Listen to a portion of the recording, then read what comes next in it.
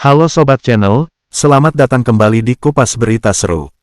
Di video kali ini, kita akan membahas perkembangan paling panas dari Israel minggu ini, mulai dari operasi militer terbaru, krisis kemanusiaan, protes domestik, hingga diplomasi tingkat tinggi. Kalau kamu belum subscribe, klik dulu ya, supaya kamu nggak ketinggalan update terbaru selanjutnya.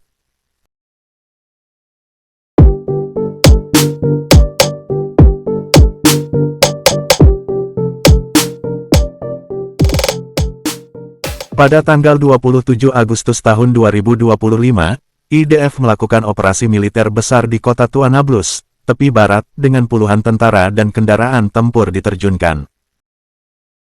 Di Gaza, militer Israel terus memperluas ofensifnya.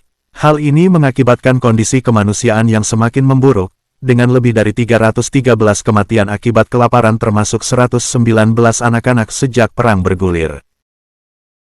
Israel menyatakan evakuasi Gaza City sebagai hal yang inevitable, tidak terhindarkan, mendesak lebih dari 1 juta warga sipil untuk pindah ke selatan, meski wilayah tersebut penuh sesak dan bantuan sangat terbatas.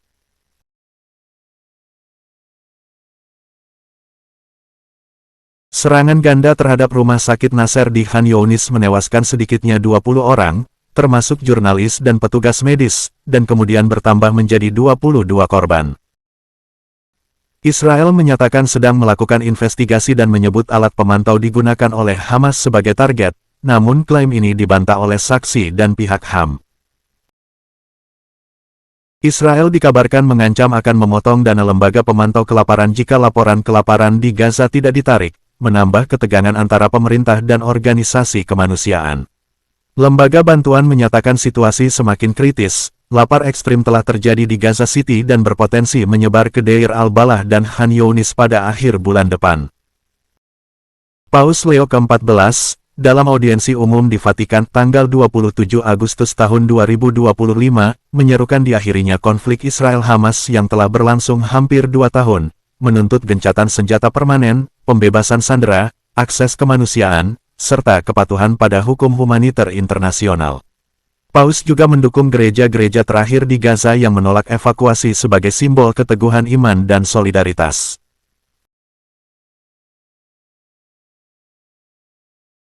Di Washington, Presiden Donald Trump mengadakan pertemuan tingkat tinggi bersama Tony Blair untuk membahas post-war plan bagi Gaza, fokus pada stabilisasi, solusi dua negara, dan rehabilitasi pasca perang, meskipun Israel siap melanjutkan ofensif.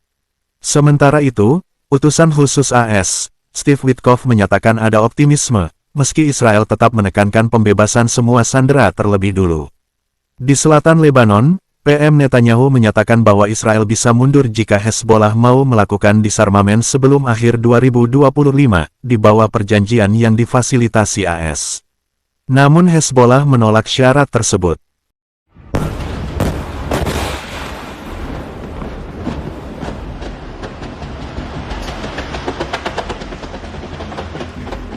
Pada tanggal 26 Agustus tahun 2025, lebih dari 350.000 orang berdemonstrasi di Tel Aviv, menuntut gencatan senjata dan kesepakatan yang disampaikan oleh Qatar dan Mesir, yang sudah diterima Hamas tapi ditolak oleh pemerintah Israel.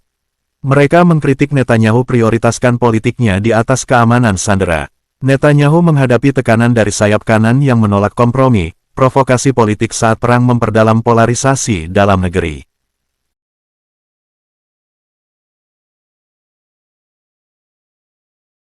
Tanggal 21 Agustus tahun 2025 awal tegangan baru.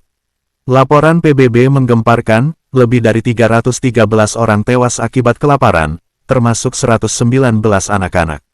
Laporan ini menuduh blokade dan serangan Israel sebagai penyebab utama. Pemerintah Israel meradang, bahkan mengancam akan memutus dana lembaga yang merilis laporan ini.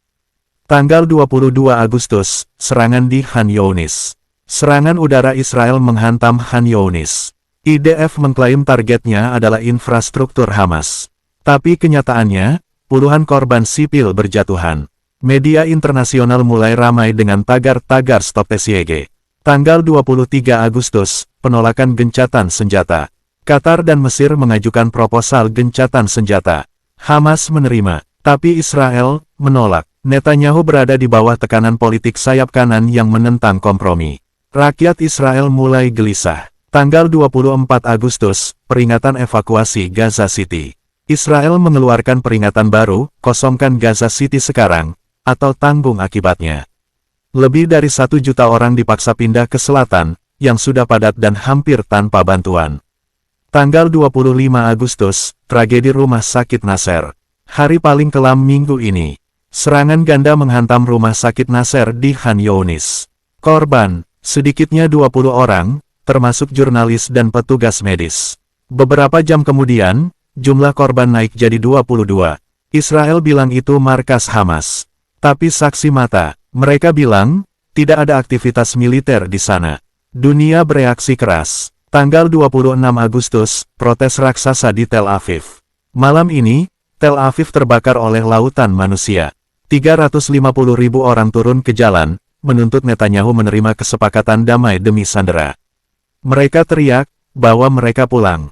Tekanan politik semakin memuncak. Tanggal 27 Agustus, eskalasi puncak. IDF melakukan raid besar di Nablus, tepi barat. Israel menyatakan evakuasi Gaza City tak terhindarkan.